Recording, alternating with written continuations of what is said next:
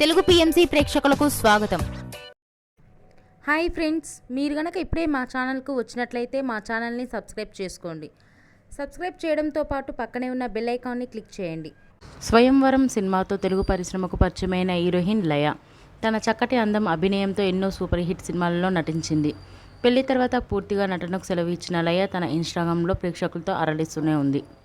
తాజాగా లయ తన లేటెస్ట్ ఫొటోస్ని అభిమానులతో పంచుకుంది. ఆ ఫొటోస్ని మనం కూడా చూసేద్దాం.